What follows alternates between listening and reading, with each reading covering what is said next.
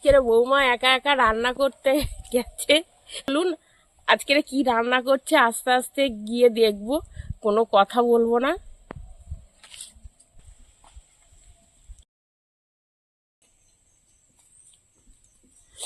ওই দেখুন একটু একটু দেখা যাচ্ছে ওখানে পুকুর পাড়ে বসে বসে কি করছে, চলুন দেখি। তুমি রান্না বাদ দিয়ে কি করছো গো এখানে পুকুর পাড়ে? নারকেল ছাড়াচ্ছি, নারকেল। ওরে বাবা, আমি ভাবলাম কি রান্না মনে হয় হয়ে গেছে, অনেক সময় আগে এসেছে। রান্নাই তো করব আজকে, এই নারকেলটা দিয়ে রান্না করব একটা নতুন ধরনের রেসিপি, বলা যাবে না। তাই নাকি? হ্যাঁ, সেটা দেখতে হলে আমার সঙ্গে থাকতে হবে পুরোটা। আচ্ছা ঠিক আছে, সঙ্গে আছি। নারকেলটা আমি ছাড়িয়ে নেই, তারপরে দেখো কোনে আজকে যা রেসিপি একটা করব না, অবাক হয়ে যাবে পুরো একদম। নমস্কার বন্ধুরা, দিশানের রান্নাঘরে সবাইকে স্বাগত। আশা করছি আপনারা সকলেই ভালো আছেন। আপনারাও আজকে দেখতে থাকুন যে আমি আজকে কি রেসিপি করব। এই নারকেলটা তো ছাড়িয়ে নিলাম, নারকেল দিয়ে আজকে একটা দুর্দান্ত রেসিপি আপনাদের সঙ্গে শেয়ার করব। চলুন তাহলে রেসিপিটা শুরু করি। নারকেলটা আমি ছাড়িয়ে নিচ্ছি।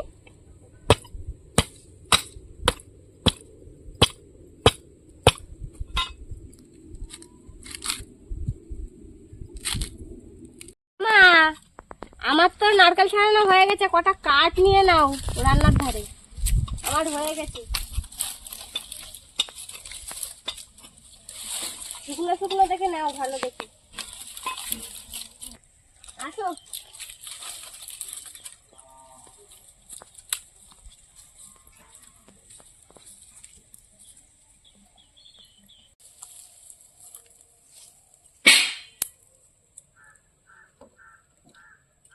বৌমা ওইদিকে নারকেল করাচ্ছে আর আমি এদিকে কলার পাতা কাটতে এসছি।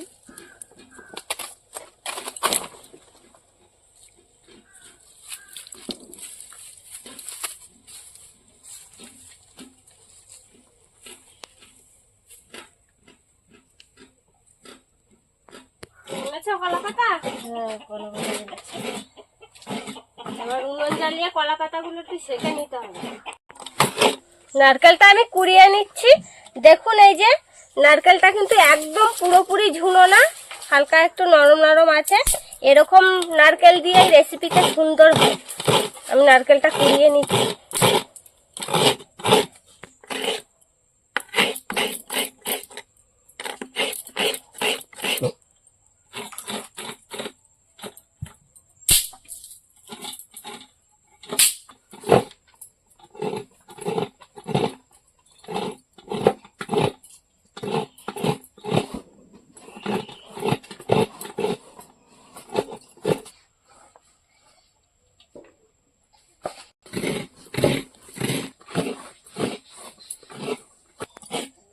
এই রেসিপিটা না বন্ধুরা আমার বাপের বাড়িতে খুব হয়। ছোটবেলায় আমার ঠাকুরদা খুব ভালোবাসতো, ঠাকুরদার মা করে খাওয়াতো, আর সেই রেসিপিটা আমার মাও দেখতাম খুব বানাতো। কিন্তু শ্বশুর বাড়িতে এখনো কোনোদিনও এই রেসিপিটা আমি করিনি। আজকে এই প্রথম বানাচ্ছি, সবাইকে করে খাওয়াবো, আর এই প্রথম আপনাদের সঙ্গেও রেসিপিটা শেয়ার করব। রেসিপির নামটা কি তা তো বললে না। রেসিপির নাম হচ্ছে নারকেল আর চিংড়ি মাছ দিয়ে কলা পাতায় চিংড়ি পিঠা। অনেকে আবার এটাকে চিংড়ি মাছের পাতুরিও বলে, আমরা চিংড়ি পিঠা বলি এটা। খেয়ে দেখো আগে, বানাই কেমন লাগে।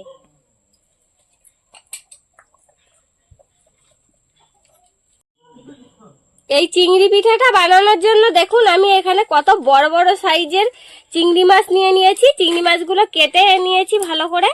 এবার এই চিংড়ি মাছ আর নারকেল আমি একসঙ্গে বেটে নেব।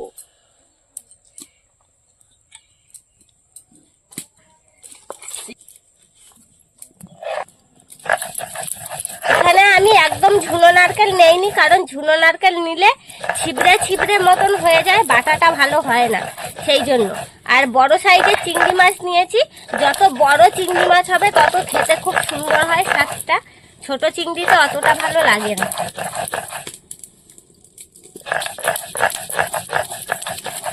আমি কিন্তু উনুন জ্বালিয়ে দিয়েছি। তোমার কলা পাতা কি সেকে দেবো নাকি? হ্যাঁ হ্যাঁ, কলা পাতাগুলো সেকতে লাগো। আচ্ছা, সেকে দিচ্ছি।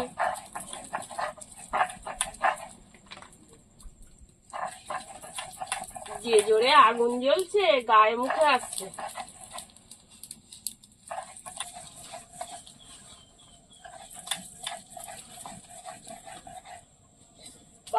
বাবা আগুনটা জ্বলেছে খুব জোর, গা মুখ পুড়ে গেল সব।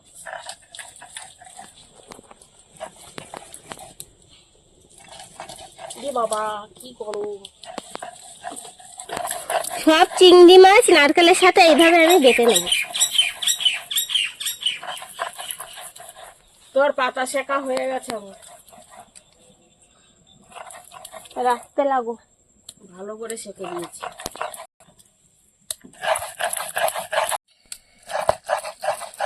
চিংড়ি মাছ আর নারকেল বেটে নিয়েছি।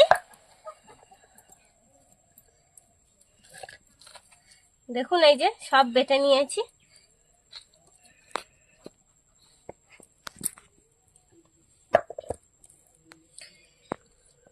এবার লঙ্কা বেটে নেবো, লঙ্কা ভিজিয়ে রেখেছিলাম।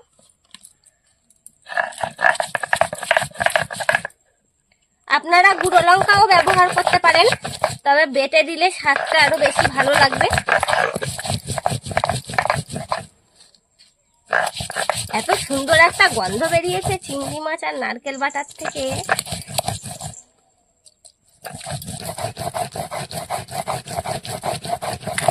উনুন তো আমার।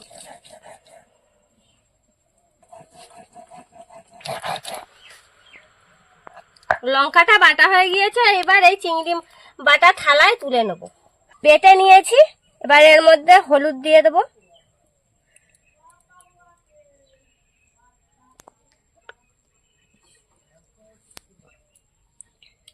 লবণ দিয়ে দেব পরিমাণ মতো,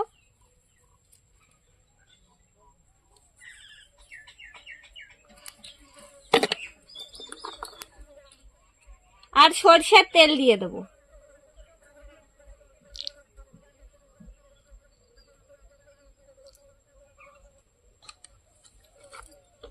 এবার একসঙ্গে ভালো করে মেখে নেব।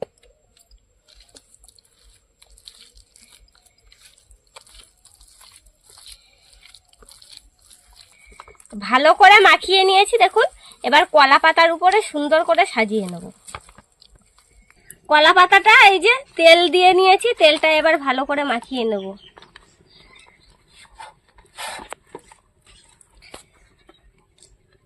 এবার মেখে রাখা চিংড়ি মাছ দিয়ে দেবো। এইবার ভালো করে সাইজ করে সুন্দর করে সাজিয়ে নেব। একদমও মোটা করব না আর একদমও পাতলা করব না, মাঝারি রাখবো। হ্যাঁ,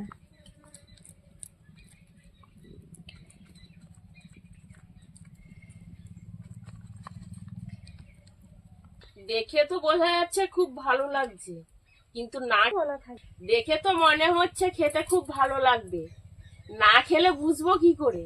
তুমি এবার আমাকে একটু কাজ করে দাও। এবার এই থালার উপর কটা কলা পাতা সাজিয়ে দাও। বেশি না, 3টে দাও, দিলেই হবে।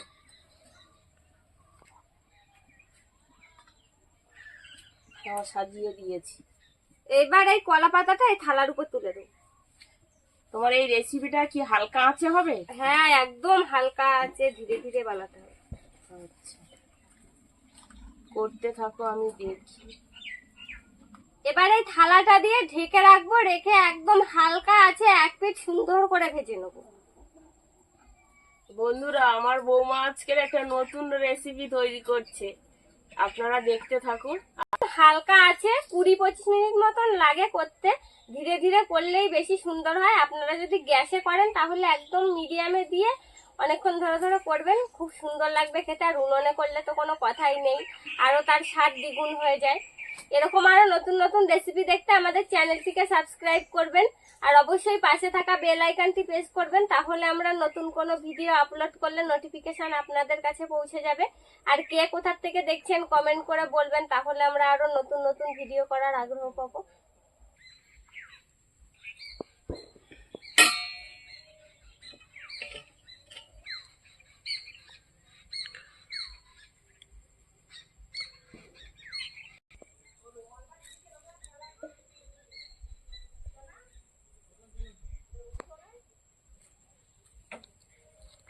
20-25 মিনিট হয়ে গিয়েছে, এবার ঢাকাটা তুলে নেব। ধরার নাতাটা দাও দেখি। গরম একটা ভাপ উঠে তো। দেখুন কলা পাতাটা সুন্দর পোড়া পোড়া হয়েছে, ভালোই দাগ দাগ লেগেছে দেখতেই পাচ্ছি। এইবার আমি নামিয়ে নেব।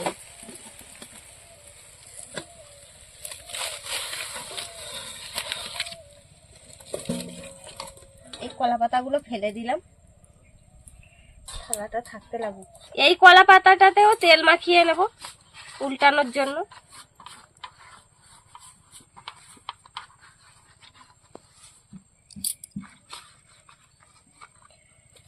এবারে কলা পাতাটা এই চিংড়ি পিঠের উপরে দিয়ে দেবো, দিয়ে এই থালাটা দিয়ে উল্টে নেব। এবার দেখি কেমন হলো। দেখুন কত সুন্দর দাগ লেগেছে, এর উল্টে দেখি কেমন হয়েছে। এই তো দারুণ হয়েছে, বেশিও পুড়ে যায়নি, হালকা হালকা পোড়া লেগেছে, এরকমই ভালো লাগে খেতে। দারুণ হয়েছে তো তোমার চিংড়ি মাছের পিঠে। আজকে পিঠে দিয়েই এক থালা ভাত খাওয়া হয়ে যাবে। হ্যাঁ, এই পিঠে দিয়ে তো এক থালা ভাত খাওয়া হয়ে যায়, দারুণ স্বাদ হয়। থালাটা তুলে দিলাম। এবার আমি এই থালায় আর কোনো পাতা দেব না, এইটা শুধু বসিয়ে দেবো, আর অল্প একটু সময় রাখলেই হয়ে যাবে। আঁচ দেবো হালকা? হ্যাঁ, হালকা আছেই হবে, আর ঢাকা দেবো না, এরকম করে হালকা আছে। আর এক পিঠ ভালো করে তৈরি করে নেব। এই পিঠটাও হয়ে গিয়েছে, এইবার নামিয়ে নেব।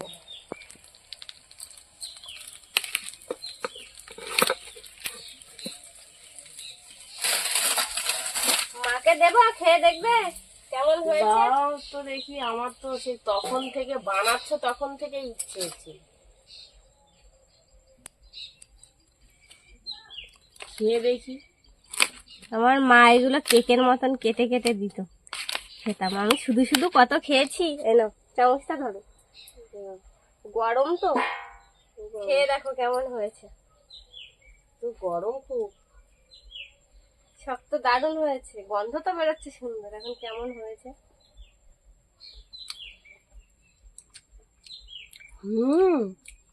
ভালো লাগছে? ভালো লাগছে তো।